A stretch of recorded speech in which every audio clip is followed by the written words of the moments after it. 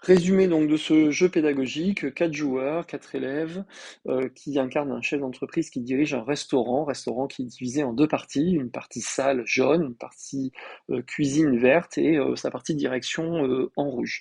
Le joueur effectue un tour de jeu en deux phases. Il va d'abord recruter des employés qui sont disponibles ici, puisque chaque employé lui permet d'effectuer un certain nombre d'actions. Actions qui sont représentées par des cartes qu'il doit acheter au fil du jeu. Chaque action aura un impact positif et négatif sur son entreprise en même temps, impact positif et négatif qu'il pourra essayer d'optimiser par un, un G2D qui simule en fait une compétence entrepreneuriale.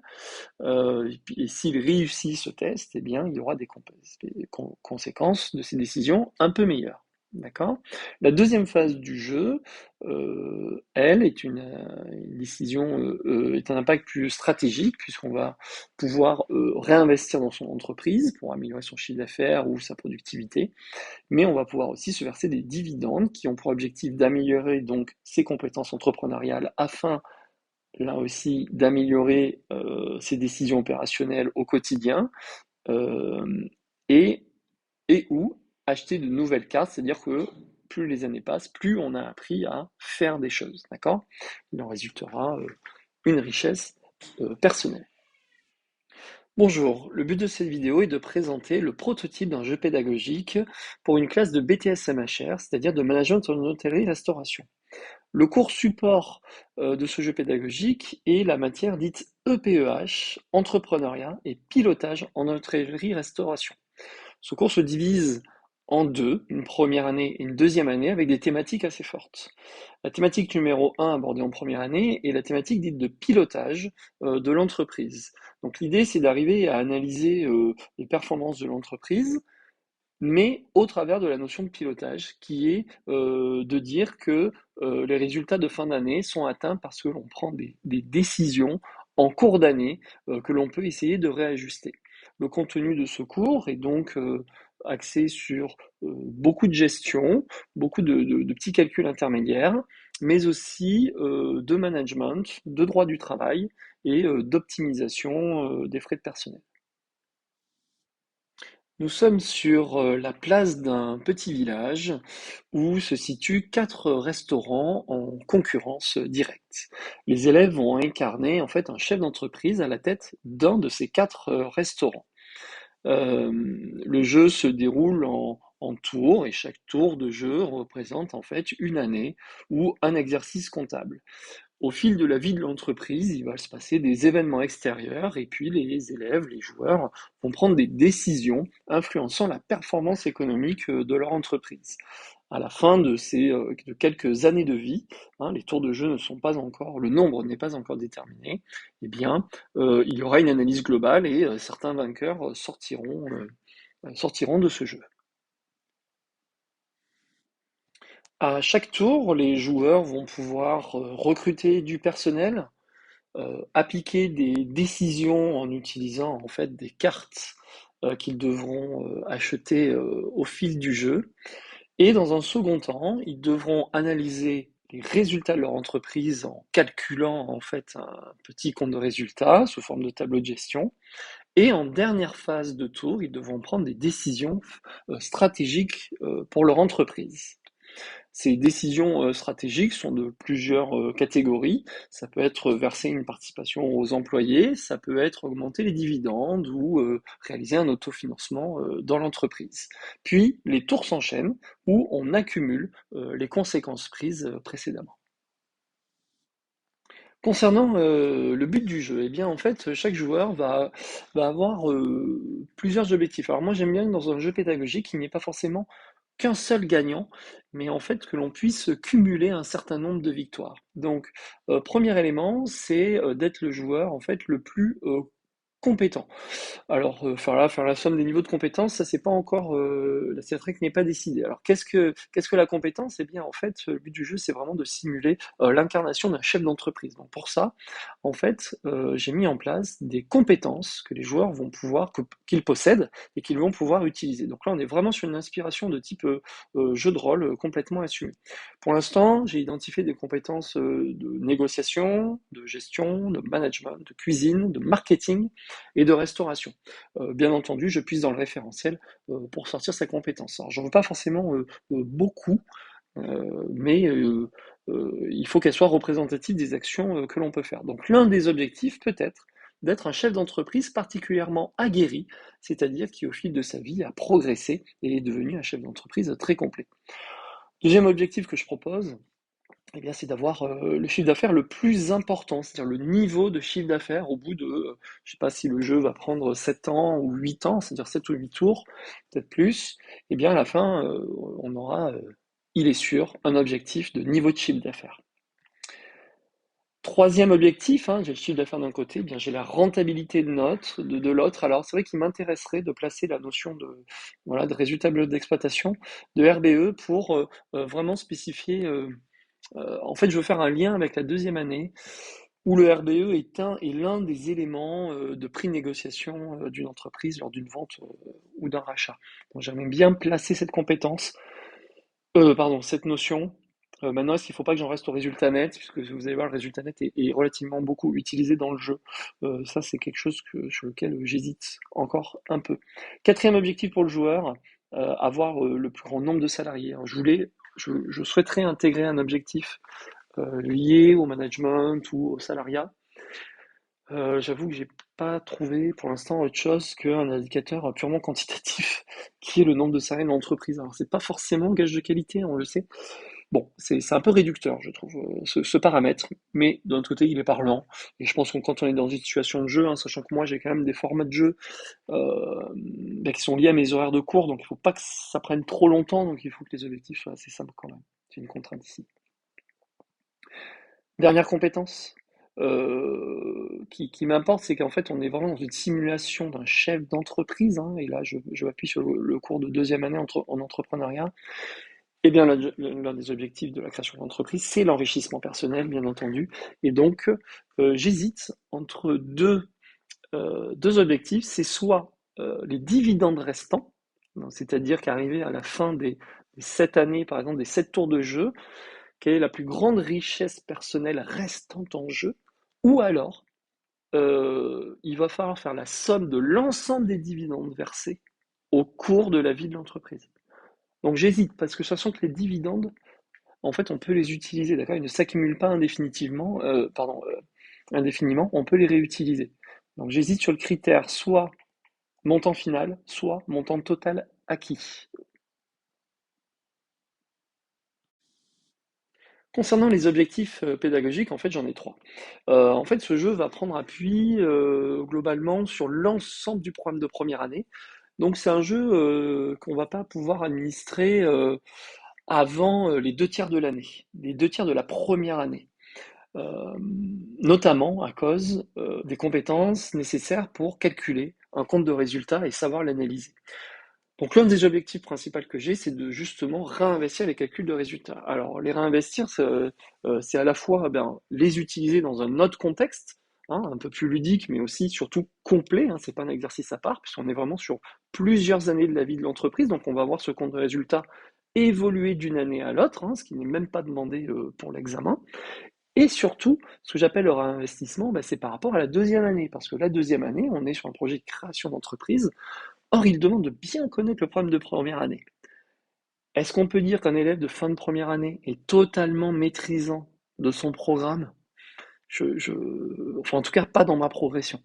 Donc, j'ai besoin en deuxième année de réactiver et de faire réinvestir tout ce qu'on a vu pour essayer de l'ancrer profondément.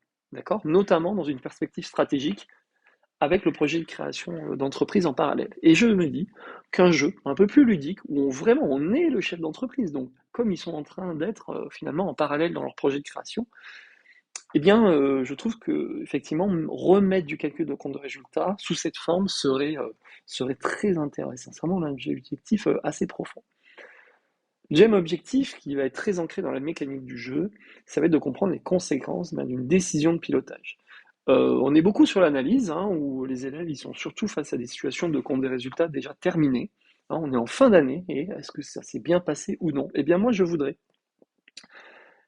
que cette analyse soit complétée par des actions qu'ils auraient prises, enfin qu'ils prendront dans le jeu, avant la phase d'analyse. Hein. Je m'explique, ça veut dire que finalement, leur tour de jeu démarre en début d'année et se termine en fin d'année. Donc la partie d'analyse n'est qu'en fin d'année. Donc sur la première partie des tours de jeu, ils vont prendre des décisions qui auront un impact sur leurs résultats de fin d'année. Troisième compétence, c'est d'appréhender, parce que là vraiment on est sur un jeu voilà, à cheval entre première et deuxième année, d'appréhender les compétences de l'entrepreneur. Voilà, un chef d'entreprise, il a des compétences fortes, hein, des compétences majeures, on va dire, des compétences mineures. En fonction de ça, il ne prend pas forcément les mêmes décisions. Hein, il est important de comprendre que deux entreprises relativement identiques sur un marché, voilà, même en termes d'offres, ont finalement des managements internes, management au sens large, hein, des organisations internes relativement différentes qui sont surtout liées au chef d'entreprise, d'où l'implémentation de ces compétences de type un peu jeu de rôle, voilà, quelque chose d'assez simple à utiliser. Ici, je vais vous présenter les prototypes en fait, des plateaux de jeu et commencer à parler de certaines mécaniques. Alors, ici, nous avons 4 joueurs, d'accord? Les joueurs seront placés aux extrémités des tables, hein, ici, ici, ici et ici. Ici, nous voyons en fait les 4 restaurants, d'accord? Le restaurant 1, qui est ici composé de 2 sous-parties, un plateau A et un plateau B. Tout ça représente un restaurant. Donc en fait, dans la partie ici supérieure, le plateau A, c'est la salle du restaurant, en fait. Et la partie B, c'est la cuisine du restaurant. Nous avons une partie en fait ici à cheval en rouge qui va être la partie un peu de direction, en fait, c'est là où le pion en fait, du chef d'entreprise, hein, qui l'incarne, sera positionné en début de jeu. Au milieu des 4 restaurants, nous avons donc la place du village, hein, ça sera à faire, quelque chose de joli, mais aussi le marché du travail. Ici, nous voyons des employés. Allez, rentrons un petit peu dans le plateau ici. Donc, on va passer sur la partie supérieure. Donc ici, c'est la première moitié du plateau de jeu d'un joueur. Ici, c'est la salle du restaurant. Et ici, la partie direction. Alors, dans la partie salle, qui est représentée dans le jeu par la couleur de référence jaune, d'accord? En fait, on va avoir des emplacements. On va pouvoir positionner des cartes d'actions qui vont nous permettre de jouer. Donc, le nombre d'actions que l'on peut faire par tour est limité au nombre de cases que l'on a, mais aussi au nombre d'employés disponibles. C'est-à-dire, en fait, dans notre restaurant, je ne vais pas pouvoir le faire, dans notre restaurant, on va avoir en fait des employés. Ces employés vont nous permettre de jouer des cartes actions. Donc ici, je vois j'ai 4 emplacements, donc le nombre d'emplacements n'est pas déterminé encore pour l'instant dans le jeu, mais je sais que j'en veux pas forcément beaucoup. D'accord? Je veux qu'il y ait une contrainte de choix dans les actions. Ici, si je n'ai que 2 employés jeunes, je ne peux jouer que 2 cartes ici. Les cartes, d'accord, ont soit une version de réussite, hein, puisqu'on est dans un jeu de rôle, donc on va effectuer des tests de G de D à base de 20, d'accord, donc soit je réussis, soit je loupe mon test de compétence, d'accord, on y reviendra. Donc par exemple ici je décide, hein, donc j'ai une carte, je décide de modifier ma carte des vins, et bien en fait je vais la jouer à condition d'avoir un employé ici, je vais le mettre dessus, d'accord? Donc l'emplacement sera pris, et puis je vais effectuer un test voilà, de restaurant par exemple, et puis soit je vais bien réussir, soit je vais moins bien réussir. D'accord? Ici, je vais avoir une zone dite rouge, donc pour l'instant qui s'appelle, voilà, qui va concerner les actions salle et cuisine, mais qui seront réservées uniquement au chef d'entreprise, à voir si je conserve le nom. Voilà, donc là aussi, mon petit bonhomme rouge, eh bien, je vais pouvoir jouer un certain nombre de cartes. Bon, là, j'ai mis qu'une action possible, mais on verra. Chose importante, le petit pion rouge qui vous incarne, dont vous incarnez en fait ce chef d'entreprise, eh bien, il est polyvalent. Donc, c'est-à-dire qu'il va pouvoir venir à un moment donné en renfort au niveau de la salle, d'accord, pour pouvoir jouer une carte jaune supplémentaire, mais aussi de basculer au niveau des cuisines pour venir ici vous aider. Donc là aussi, il va y avoir des cartes disponibles. Donc la cuisine, la couleur de référence, c'est le vert. Donc là aussi, si je veux jouer 3 actions cuisine, eh bien, il me faut 3 cartes vertes, mais aussi 3 employés, ou alors 2 employés plus moi en rouge qui viendraient. J'aimerais bien glisser dans le plateau jeu, en fait, vraiment un résumé des tours et une aide de jeu. Alors, j'aime pas forcément les aides de jeu dissociées des plateaux. J'aime bien quand c'est intégré directement dedans, et puis ça évitera aux élèves non joueurs de se perdre avec trop de matériel. D'accord? Donc là, on est sur la phase effectivement dite vraiment de la simulation du restaurant, qui va nous aider dans la première phase de jeu de prendre des décisions et des actions. Mais il y a une deuxième phase qui est l'analyse de ces conséquences. Pour ça, je vais avoir besoin de 2 autres plateaux. Bien ici, c'est un prototype de compte de résultat. Alors, c'est pas un compte de résultat complet, hein, c'est plutôt ce qu'on va appeler un tableau de gestion. Bon, ce prototype-là ne me plaît pas trop. En fait, comment il se détaille? Ici, je vais avoir mes indicateurs, chiffre d'affaires. Ici, ma consommation, c'est-à-dire mes achats de matières premières. On va en déduire la marge brute. Je vais enlever mes frais de personnel, ça va me donner mes coûts complets. Je vais enlever mes frais généraux pour bien comprendre effectivement qu'il y a beaucoup d'achats externes, hein. Il y a des assurances, euh, il y a des factures d'autres entreprises, des prestations de services qui sont effectuées. Et j'en déduire un RBE, j'en ai déjà parlé. Le RBE, bon, est-ce que je le garde, est-ce que je le garde pas? Ça c'est encore à discuter. Je trouve que c'est quand même intéressant de garder cette notion de rentabilité. On va venir enlever les coûts d'occupation qui sont vraiment liés là aux décisions d'investissement du chef d'entreprise pour obtenir le résultat courant avant impôt. Alors, concernant ces coûts d'occupation et ces décisions d'investissement, en fait, je ne veux pas que le jeu se focus trop sur cette partie-là. Parce que je préfère qu'on reste dans la décision opérationnelle dans le jeu et pas forcément la décision d'investissement. Euh, Pourquoi? Parce que cette décision d'investissement, elle est vraiment à reprendre en deuxième année et clairement, j'ai déjà d'autres idées d'un jeu beaucoup plus stratégique euh, uniquement sur cette partie-là. Voilà. Ce qu'on a au résultat, bien sûr, on va le descendre avec une participation qu'on peut verser en fait aux employés, un impôt sur les sociétés, donc je suis parti sur le taux là, 2022 de 25%. Bon, j'inclus pas les tranches, hein, d'accord, je simplifie un petit peu.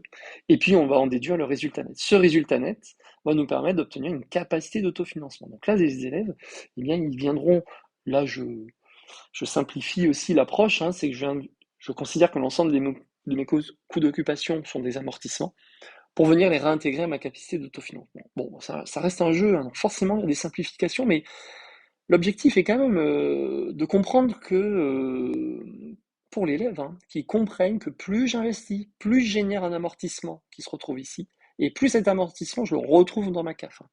Voilà, l'amortissement, hein, notion complexe en première année, hein, d'une charge non décaissable. Il faut vraiment plusieurs semaines, voire plusieurs mois, hein, pour que cette notion se clarifie chez l'élève. Donc j'espère que le fait de le calculer on va dire une bonne dizaine de fois. Bon, ben voilà, ça, la répétition fixe la notion, ça rentre un petit peu. Donc comment ça va se passer? Alors, je sais pas trop comment je vais le présenter. Ici, on aurait l'année N, ici l'année en noir, hein, ici l'année N+1, et on aurait 2 sous-parties, une partie en valeur, en euros, et une partie en taux, afin de faire calculer, hein, en produit en croix, de faire calculer les ratios de frais de personnel, hein, 42%, et là je suis à 80 000 euros. Voilà, donc soit on va travailler sur les euros à un moment donné dans le jeu, soit on va travailler sur les taux. Hein, donc par exemple, il y a des actions dans le jeu qui augmentent le pourcentage du chiffre d'affaires, mais il y a des actions dans le jeu qui viennent augmenter les euros des frais de personnel. D'accord? Donc comme ça, l'élève, il va utiliser ses compétences mathématiques un peu en va-et-vient afin de calculer les 2 colonnes. Voilà. Bon, je pense que ce plateau de jeu aura vraiment une autre forme puisqu'il faudra quelque chose de beaucoup plus fonctionnel afin d'intégrer les différents paramètres qui se passent pendant un tour de jeu, voilà, pour simplifier les calculs. Donc mon joueur, donc il a besoin d'un compte de résultats, mais il va avoir aussi une feuille de personnage. Donc là on est voilà, là on est dans le cœur de la simulation. Cette feuille de personnage va donc reprendre les compétences que l'on a vues précédemment. Ici je n'ai mis que restauration, cuisine, management et gestion. Puis les joueurs vont partir à peu près sur 0. Ici je vais avoir une ligne, hein, donc tout sera écrit, hein, +1, +2, +3, +4, voilà, +10 peut-être.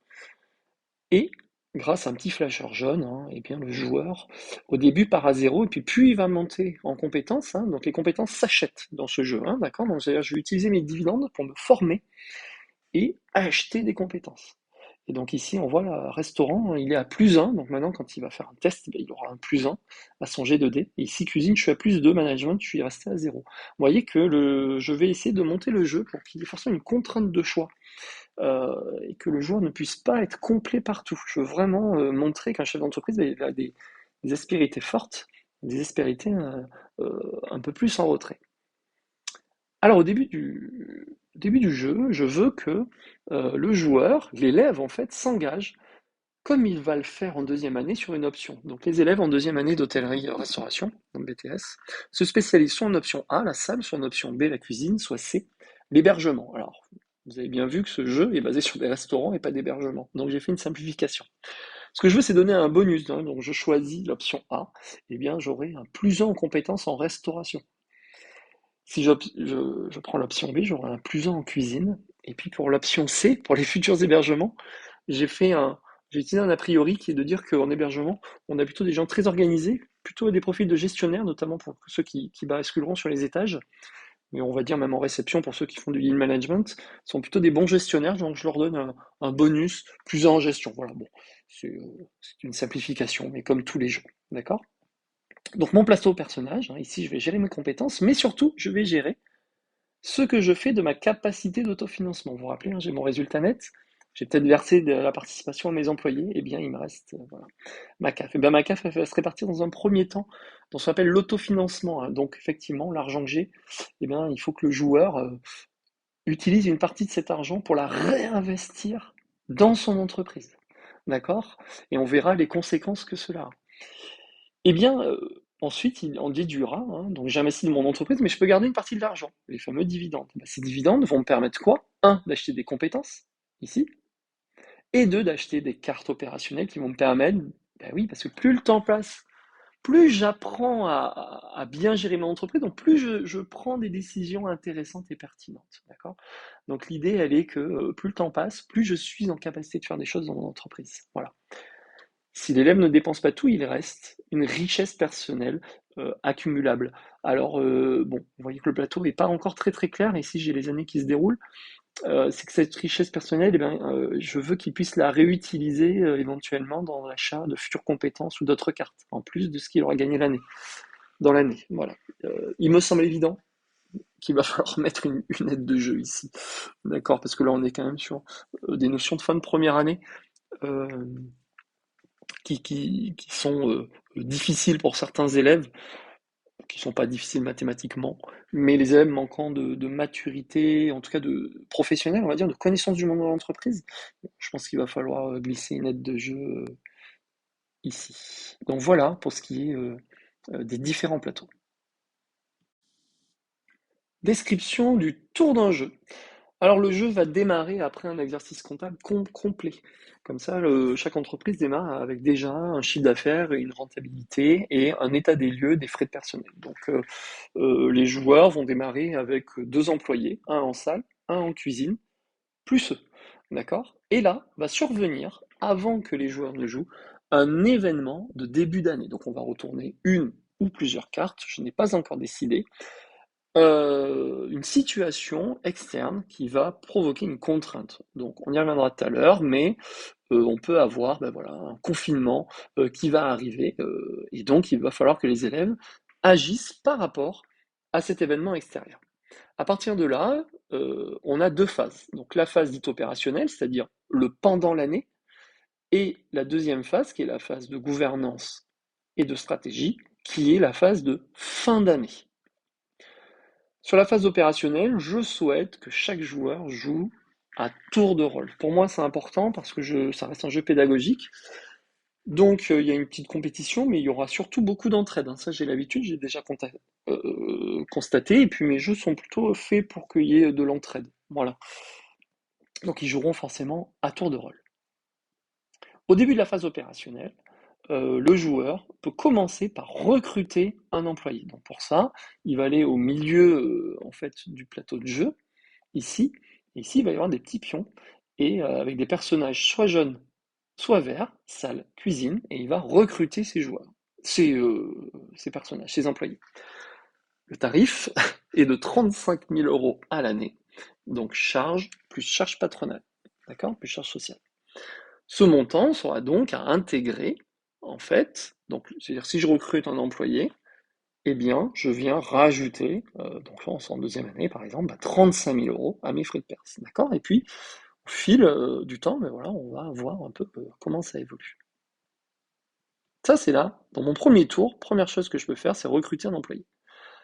La deuxième chose que je peux faire, et puis on s'arrêtera là, c'est que je peux jouer autant de cartes opérationnelles que j'ai et d'employés disponibles, hein. Donc ici, je vais retourner sur mon plateau de jeu. Alors, c'est pas celui-là. Si je prends mon restaurant, eh bien disons que j'ai 3 cartes et 2 employés, ben, je vais jouer uniquement que 2 cartes. Voilà, donc par exemple, mettre à jour ma carte des vins et puis développer une nouvelle gamme de produits de vente à emporter. D'accord? Je vais placer ici mes petits employés, d'accord, pour pouvoir leur faire exécuter ces décisions. Et puis, je vais effectuer un test de compétences. Et puis, s'il est réussi, il va se passer des choses. Et si j'échoue, il se passera aussi des choses, d'accord? On y reviendra. Donc voilà. Donc les phases de jeu sont somme toute assez simples. Et puis quand j'ai plus de cartes, et ben, plus d'employés, et bien j'arrête de jouer. Et c'est au deuxième joueur, d'accord, de jouer. Et puis on répète jusqu'au dernier joueur. D'accord? Et puis quand tout le monde a joué, et bien qu'est-ce qui se passe? Et bien ça veut dire que c'est la fin de l'année. Et les élèves vont devoir prendre leur compte de résultat et s'entraider pour calculer le résultat courant avant impôt. À partir de là, ils appliqueront donc le taux, voilà, le taux de 25% du RCI. Alors, j'intègre clairement pas les montants de tranche, parce que c'est pas l'objectif du jeu. Sans un jeu pédagogique, c'est toujours, enfin, c'est une simplification. Ça veut dire qu'il faut bien concevoir qu'en classe, il y a des exercices, des contextes, des études de cas qui sont beaucoup plus poussés, beaucoup plus complexes, qui rentrent dans le détail. Là, l'objectif de ce jeu, c'est vraiment de prendre de la hauteur sur la dimension stratégique et temporelle des prises de décision. Et surtout, je suis contraint sur des formats horaires de cours qui m'imposent de ne pas pouvoir jouer pendant 4 heures, quoi, hein, d'accord? Donc ici, effectivement, pas de tranche, hein, ils appliquent 25% ici. Voilà. Bien sûr, on peut toujours plus dans un jeu, mais je veux que ça reste un jeu et non pas un prétexte à exercice. Voilà, moi je trouve que je vois trop de jeux pédagogiques qui sont en fait juste des exercices scénarisés et on n'est plus dans le jeu. Une fois que j'ai obtenu mon résultat avant impôt, eh bien, on va attaquer une phase de gouvernance. Donc ici, la phase de gouvernance, d'accord, elle se joue en fait sans dés, d'accord, et elle se joue uniquement en choisissant.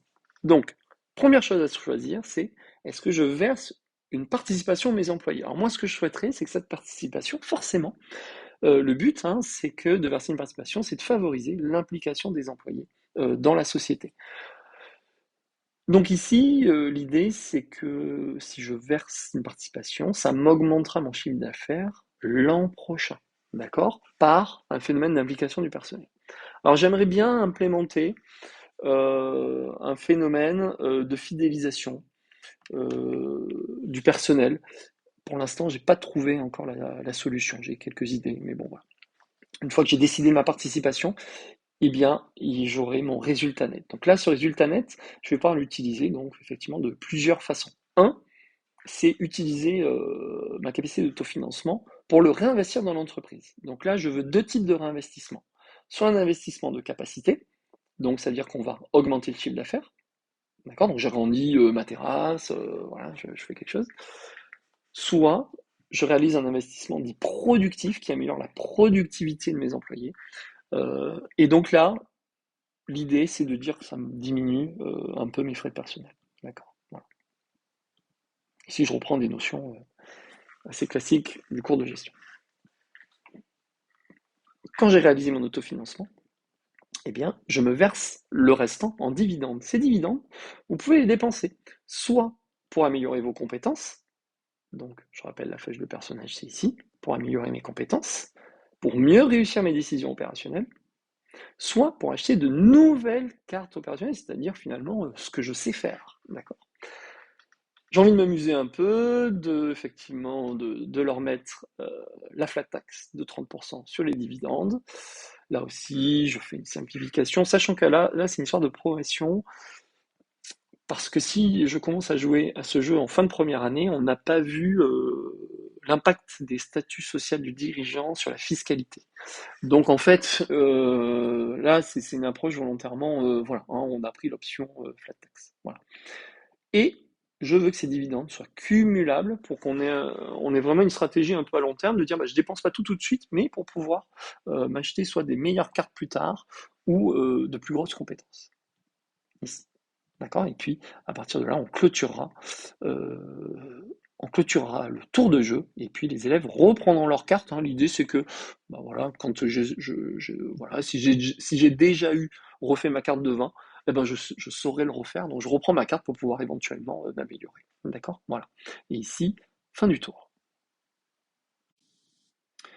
Alors rentrons un peu plus dans le détail ici, qu'est-ce qu'on appelle les cartes opérationnelles? Eh bien, les cartes opérationnelles, ce sont les décisions que je prends en entreprise. Donc, elles sont répertoriées ici. Donc, il existe trois types de cartes, hein. Les cartes vertes, cartes de cuisine, les cartes jaunes, qui me permettent de jouer la salle, et les cartes rouges, qui sont salle et cuisine, hein. On verra si je conserve le nom.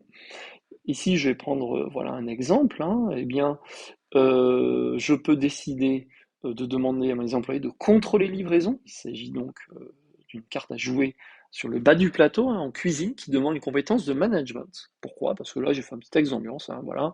Pardon. Vous demandez à vos équipes d'effectuer un contrôle de livraison quotidien. Vos talents de manager sont importants pour faire appliquer cette décision. D'accord? Ce qui est intéressant, c'est quelles sont les conséquences. Eh bien, comment ça va se passer? Eh bien, je vais lancer en fait donc un dé de 20, et si ici j'ai une compétence de management, donc par exemple, il faut que je fasse supérieur à 10, hein, donc c'est-à-dire j'ai une chance sur 2 en lançant mon dé, d'accord? Je vais lancer mon dé, ajouter ma compétence de management, peut-être plus 3, d'accord? Et puis je vais avoir soit un test réussi, soit un test euh, qui a échoué. D'accord? Alors, qu'est-ce qui se passe si je réussis mon test? Alors là, c'est vraiment le cœur du jeu.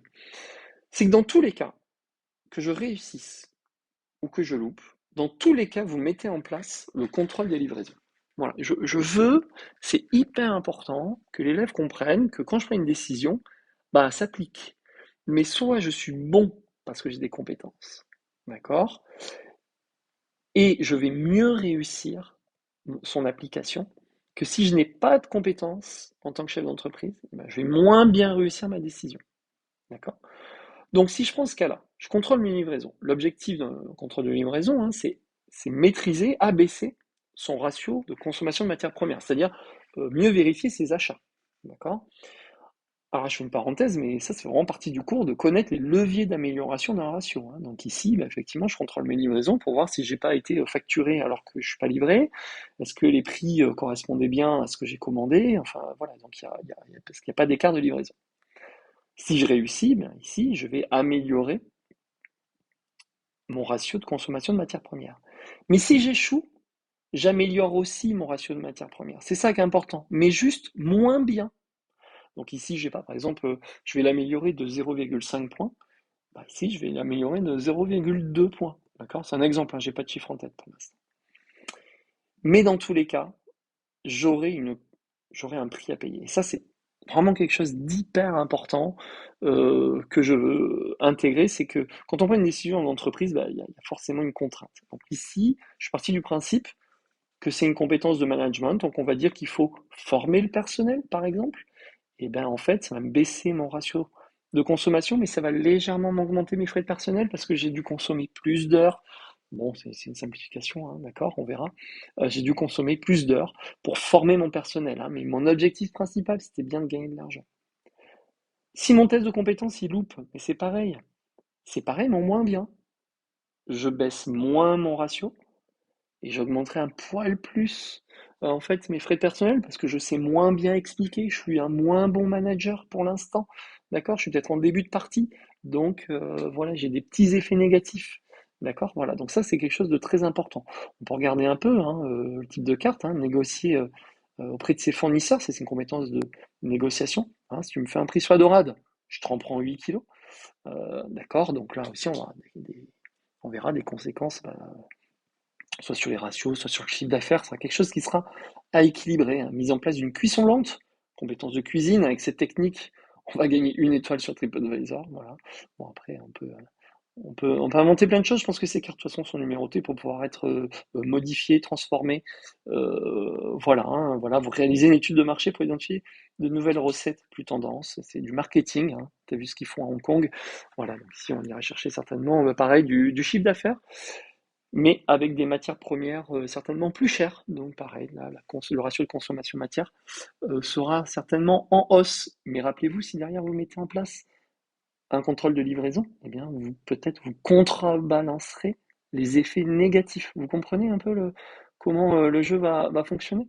Voilà, avec un petit aléa de lancer de dés, bien sûr, mais qui sera contrebalancé par vos compétences. Voilà, mais bon, un peu d'aléa dans un jeu, ça apporte un peu de piment. Ici, j'ai des compétences, voilà, en salle, hein.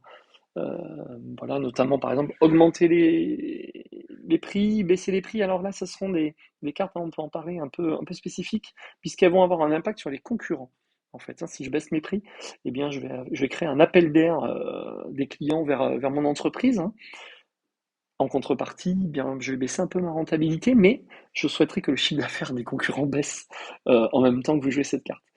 A contrario, vous pouvez essayer d'augmenter les prix, donc ce qui va envoyer vos clients en fait vers vos chefs d'entreprise, vers les concurrents. Mais vous, momentanément, je ne l'ai pas encore implémenté, vous augmenterez votre marge. D'accord? Voilà. Voilà. Les clients ne verront rien. Oui, bien sûr, on y croit. Voilà, revoir la carte des vins, créer un événement bière local, d'accord? Voilà. Et les compétences ici un peu plus larges. Donc là, on est vraiment sur les compétences un peu plus chef d'entreprise, hein, établir des normes de consommation et les contrôler. Donc là, on se vraiment sur un profil de chef d'entreprise, de gestion, hein. Voilà, désormais, on va contrôler si on utilise bien 300 litres de dégraissant par mois et pas le double, comme ça arrive fréquemment. Ben oui, voilà. On sait que ça c'est vrai, et si on contrôle pas, ben, on sait jamais où part l'argent. Ben, c'est ici. Sensibiliser le personnel, réduire le turnover par une politique de fidélisation. Voilà. Imposer les vacances durant les périodes creuses, hein. Si, j'ai le droit. Voilà, mais ça sera pour baisser les frais de personnel, bien sûr. Contrôler et réduire les heures supplémentaires. Bon, voilà. Vous développerez sur TikTok. Voilà, mettez en place un management participatif. Voilà, je veux qu'on puisse aussi, ça je pense que c'est pas encore fait. Voilà, il faut que je absolument implémenter du management, ça fait partie du programme. Euh, je trouve que la gestion oublie souvent le management, alors que c'est un levier de gestion. Pas que, c'est pas sa clé d'entrée, mais fondamentalement, il modifie la gestion de l'entreprise. Voilà, donc ça, je veux vraiment l'implémenter. Donc là, il y a un travail d'idées. Donc là, je suis preneur de plein d'idées, sachant qu'il faut que tout ça s'équilibre. Et ici, en grosse phase à la fois de contextualisation, ici, hein, et d'équilibrage. Donc, bon, moi j'ai des tableaux de comptabilisation là, qui me permettent de vérifier que j'ai un équilibre déjà dans les cartes disponibles. Parce que quand les jeunes vont jouer, il faut qu'il y ait, s'ils décident de spécialiser en salle, il faut qu'il y ait bien autant de cartes salle que cuisine. Et pas, voilà. D'accord? Pareil, si je décide de me spécialiser dans une compétence, ben, il faut que je puisse jouer des cartes correspondantes. Voilà. Donc là, on est vraiment dans les cartes opérationnelles. Voilà, alors mon tour de jeu, hein, avant que les joueurs ne jouent, le tour démarre par un événement qui survient en début d'année. Donc en début d'année, en fait, il va se passer, ben voilà, ici, différents éléments. Donc, par exemple, un confinement. Voilà, il peut y avoir une météo clémente, hein, donc on peut regarder, une météo clémente. Donc ici, chaque début de tour, eh bien en fait, l'élève va devoir réaliser un jet de compétences. Donc ici, on lui demande un jet en cuisine. Donc par exemple, on va développer une offre adaptée à la météo. Eh bien, ici, sachant que sur un dé de 20, hein, j'ai une chance sur 2 d'être au-dessus ou en dessous de 8. Donc ici, c'est un test un peu facilité. Sachant que c'est 8 plus ma compétence en cuisine. D'accord? Et là, je vois bien le cœur du jeu, en fait. C'est-à-dire, si je réussis ce test, eh bien, je vais profiter de la météo clémente et je vais augmenter mon chiffre d'affaires. Mais si je loupe mon test, en fait, j'augmente quand même mon chiffre d'affaires. D'accord? Voilà, c'est ça qui est important. Mais c'est juste, je suis un peu moins bon sur les plats d'été. D'accord, hein, sur la salade qui va bien. Voilà, donc ça, c'est vraiment le cœur du jeu. Et puis derrière, Quand cet événement survient, alors un ou plusieurs, ça, il faudra tester le jeu. J'ai peur que ça soit, que s'il y en ait qu'un, ça soit trop réducteur, mais j'ai peur que si j'en mets plusieurs, ça soit confus. Et bien derrière, je vous rappelle que les phases de jeu, c'est que les joueurs vont jouer la phase opérationnelle et prendre des décisions. Décisions relatives à ce qui s'est produit en début de tour. Voilà, c'est ça qui est intéressant. On peut avoir des tensions sur le marché du travail. D'accord? Avec une hausse ou un maintien, voilà, une hausse des frais de personnel, d'accord? Voilà, ou il y a moins, ou alors, bon, ça, ces cartes sont pas encore trop rédigées, ou alors il y a moins d'offres, hein, il y a des employés qui disparaissent du marché du travail. Bon, je sais pas encore, d'accord? Voilà. Il peut apparaître un nouveau réseau social, donc là, ça peut être intéressant. Donc là, il faut réussir un jet de marketing supérieur à 12. C'est difficile pour réussir. Bah, la réussite, c'est quoi? Forcément, si j'utilise un nouveau réseau social, ben, c'est-à-dire que je vais capter un nouveau segment client, en fait.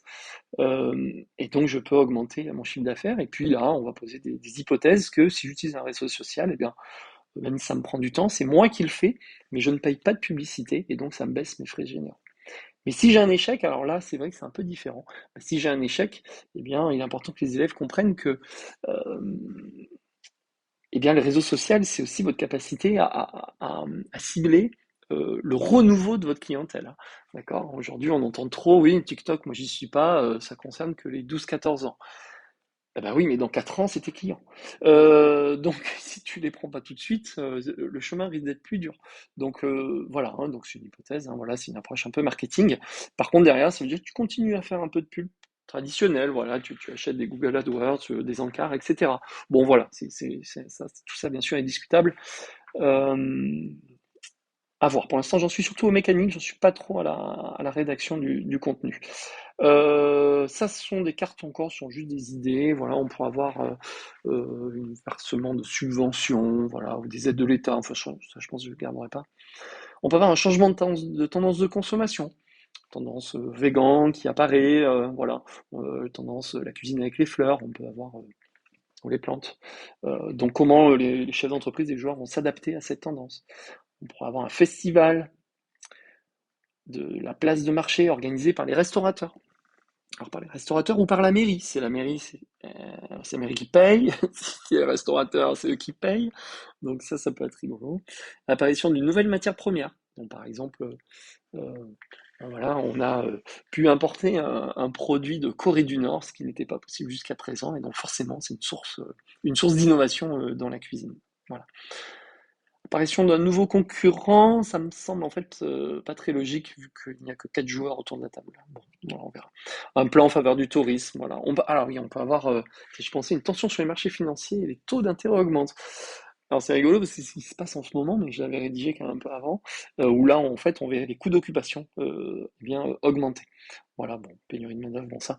On recoupe quelques idées, donc voilà les événements qui vont intervenir en début de tour, et donc voilà, les élèves par la suite réalisent eh bien, des actions euh, en contrebalançant. Donc, voilà, hein, ils vont développer par exemple une nouvelle offre, hein, et pour ça, voilà, je tente un jet de marketing supérieur à 8. Mais vous voyez, encore une fois, que je réussisse ou que je loupe, j'augmente mon chiffre d'affaires. D'accord? Ce qui est important, c'est que le jeune comprenne que ma décision est prise et qu'elle sera appliquée. Soit je suis bon, soit je suis un peu moins bon chef d'entreprise pour l'instant. Alors comment acheter justement une carte opérationnelle? Eh bien en fait, ceci intervient en fait durant la deuxième phase, lorsqu'on va calculer nos dividendes. Eh bien, nos dividendes vont nous permettre eh bien ici d'acheter notamment des cartes. Alors les cartes, comment ça se présente? Eh bien en fait sur la zone de jeu, il va y avoir en fait, je vais réaliser une piste d'achat je sais pas, de 5 cartes, hein. Donc il va y avoir des cartes salles, des cartes cuisine et puis des cartes salle et cuisine. D'accord? Et il va y avoir un tarif en fait décroissant entre la première carte posée et la dernière. Donc en fait, et à chaque tour, on va venir détruire en fait la dernière carte et puis faire avancer les cartes compétences, pas compétences, les cartes opérationnelles, et puis rajouter une nouvelle carte. Bien sûr, à chaque fois qu'une carte est achetée, même si celle du milieu, en fait, on vient remplacer celle du milieu, d'accord? Et donc, il va y avoir un tarif décroissant. Voilà, donc ça, je pense que ça peut être sympa, puisque ça va permettre de renouveler un peu les cartes, et puis plus le temps passe, plus on peut apprendre de nouvelles choses. Et puis les cartes sont uniques. C'est-à-dire que quand on la prend, eh bien, elle est plus disponible en jeu. Donc si un concurrent l'a prise, on peut plus l'avoir. Alors bien sûr, je pense que vous allez commencer à voir, c'est que les effets, voilà, les cartes qui augmentent le chiffre d'affaires, il y en a plusieurs, d'accord, mais des fois, elles n'ont pas les mêmes conséquences. Donc pareil, c'est ça qui va faire un peu je pense, le sel du jeu, d'accord? Alors, au niveau des achats, eh bien voilà, on peut avoir 5 cartes en vente avec, bon ça les tarifs sont pas encore, faits, mais ça peut donner une idée un petit peu de la perte de valeur, qui peut être assez conséquent sur la dernière carte. Alors bien sûr, on peut essayer d'attendre que la dernière carte, coûte moins cher, mais on a plus de chances de se la faire piquer puisque je vous rappelle, les joueurs jouent, les uns après, les autres, d'accord? Et puis voilà, on ajoute une nouvelle carte à chaque fois que l'une est enlevée. D'accord? Voilà. Donc voilà comment on achète les cartes opérationnelles. Les cartes opérationnelles, donc je les ai divisées en plusieurs catégories, hein. Celles améliorant le chiffre d'affaires, enfin celles ouais, modifiant le chiffre d'affaires, celles modifiant la consommation matière. Et en fait, vous voyez, tout simplement, je reprends mes lignes du tableau de gestion. Hein, je rappelle qu'il y a une phase où il faut que l'élève, eh bien, il calcule euh, son compte de résultat. Eh bien, tout simplement, les actions qu'il va prendre ont un impact sur l'une des lignes. J'aime bien, on va dire sur deux lignes, puisque chaque carte est faite pour avoir un impact bonus, un impact malus, donc viendra modifier ça.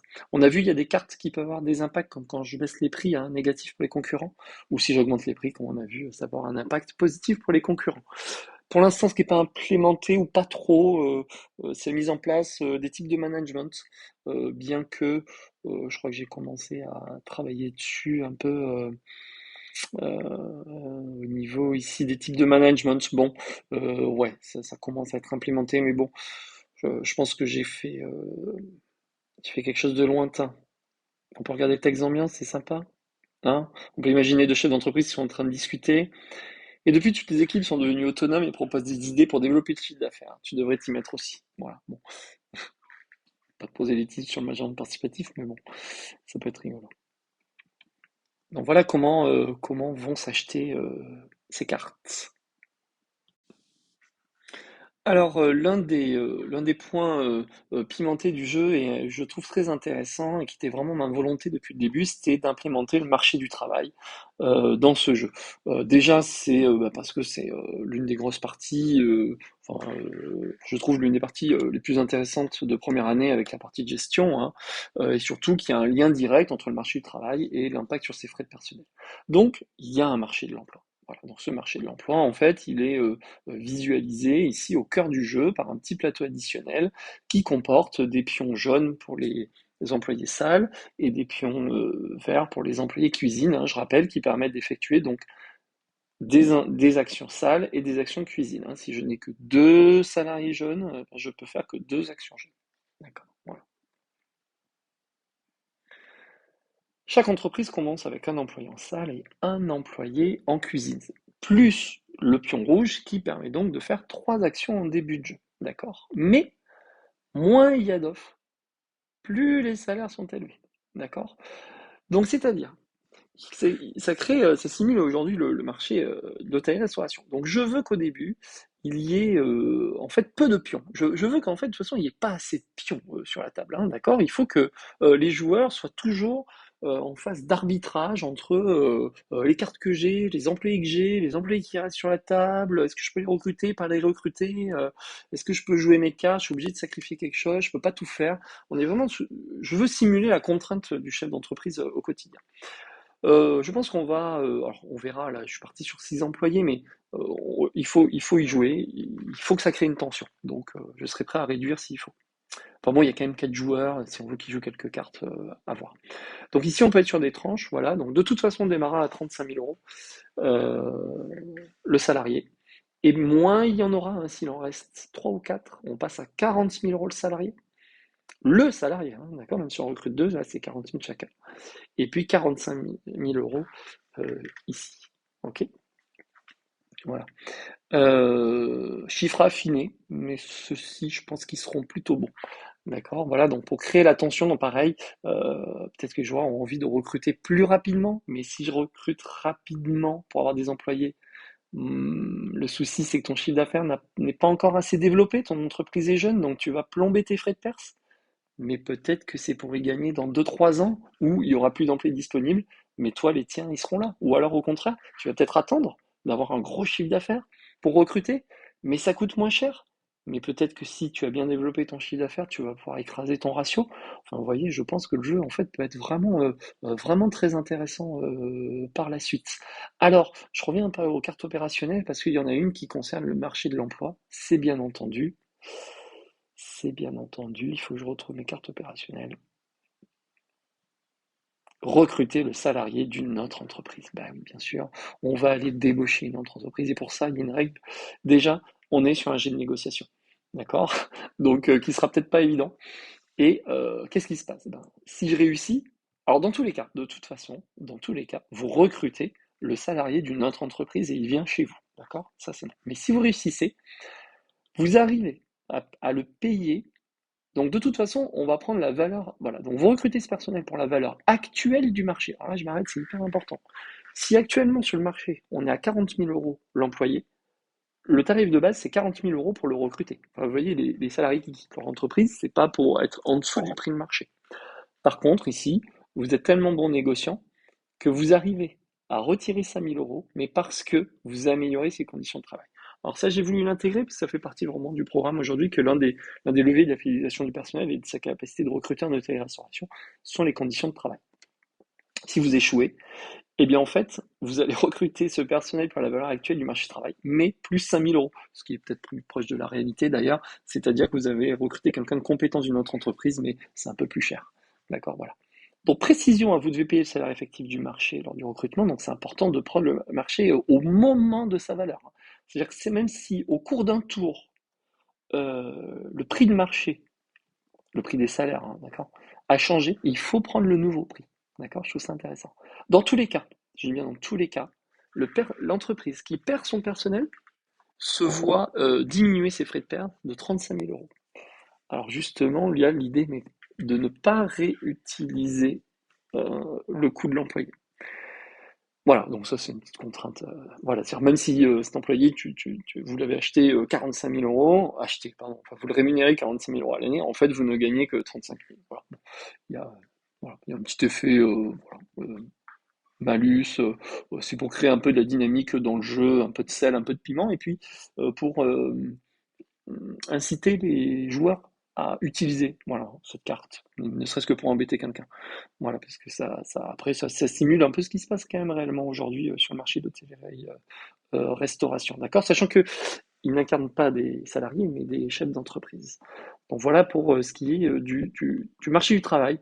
Et je trouve que c'est une implémentation à la fois intéressante et je pense à commenter. Je pense qu'elle est assez simple à gérer en fait dans le jeu. Et donc j'en suis en tout cas pour l'instant très content. Voilà, le tour d'un jeu se termine donc par la deuxième phase, la phase de gouvernance, pardon, la phase de gouvernance et de stratégie, qui est résumée ici. Donc, durant la phase de gouvernance, en fait, les élèves vont devoir, donc il n'y a pas de jet de dés hein, sur cette phase, on est vraiment que sur la stratégie pure.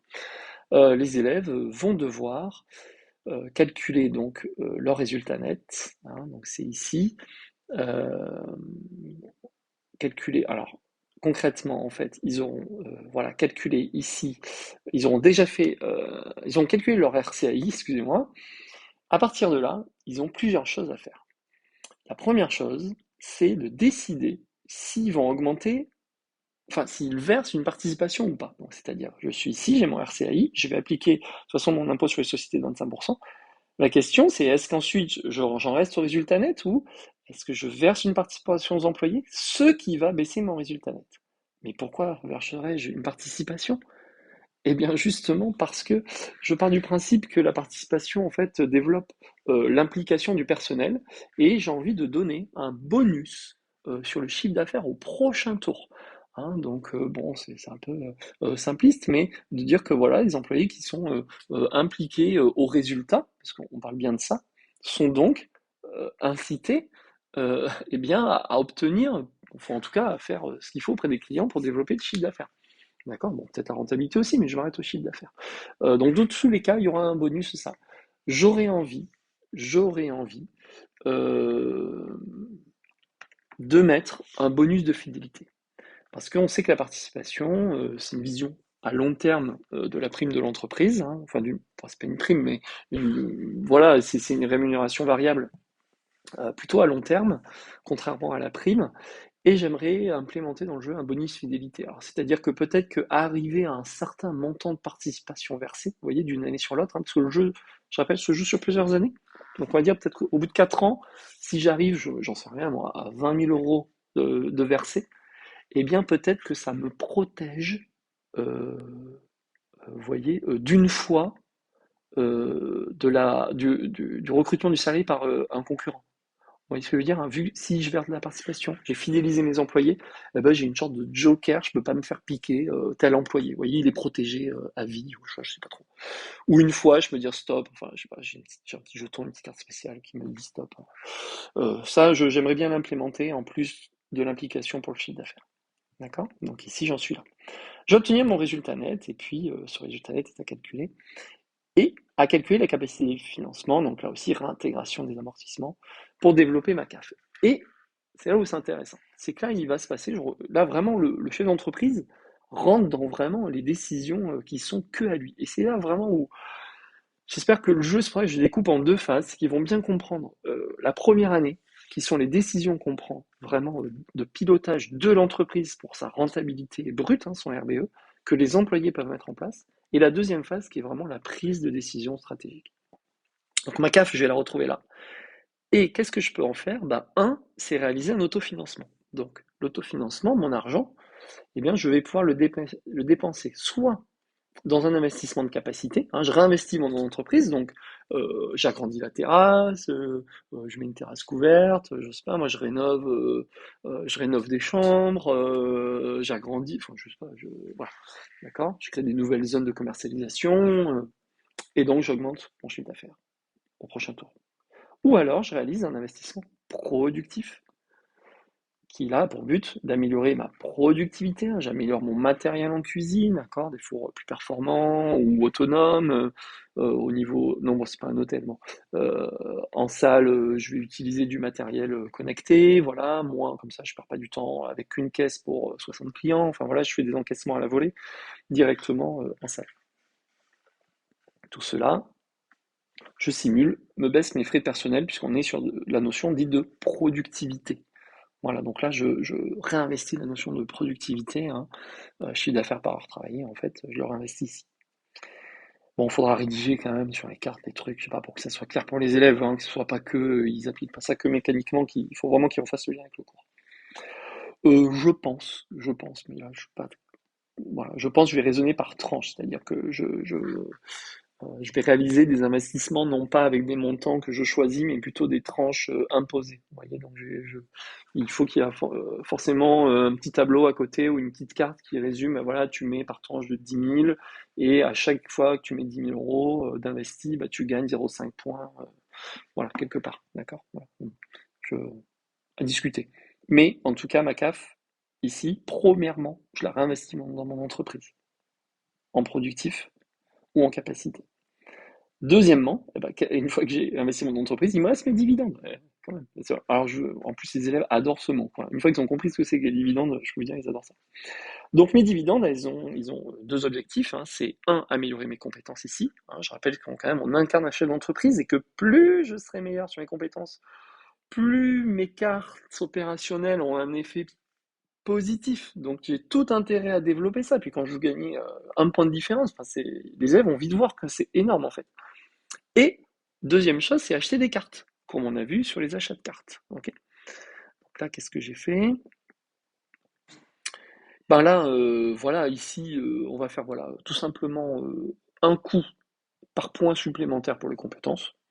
Alors ça, j'ai mis 10 000 euros, mais bon, on verra. Il faut que je construise des tableaux de gestion, voilà, qui arrivent sur des résultats nets bien bordés, et que je construise des ratios, voilà, pour qu'on soit dans des zones qui vont bien. Et puis le détail des cartes, je vous ai vu. Donc ma CAF, hein, mon autofinancement, pardon, une fois qu'il est sorti, mes dividendes, ils vont servir à ces deux choses, améliorer les compétences et ou acheter des cartes. D'accord? Voilà. À la fin, il peut rester ce que j'ai appelé une richesse personnelle, d'accord? Donc des dividendes non utilisés. Je veux que cette somme soit cumulable parce que justement, l'idée, c'est de peut-être qu'on n'aura pas l'argent pour tout faire au début. Et donc, ben voilà, je vais garder de l'argent pour m'acheter une super carte que j'ai vue. Attention, je peux me la faire piquer, d'accord? Ou alors pour vraiment acheter une compétence plus tard parce que j'avais pas encore l'argent dans ma tranche. Vous voyez ce que je veux dire? Bon, là, je pense que j'ai des choses un peu à travailler parce que pareil, cette richesse, je pense qu'elle peut être réinvestie. Alors, c'est là en termes de notion, c'est pas bon, quoi, parce que c'est plus de l'autofinancement, en fait, c'est de l'apport personnel.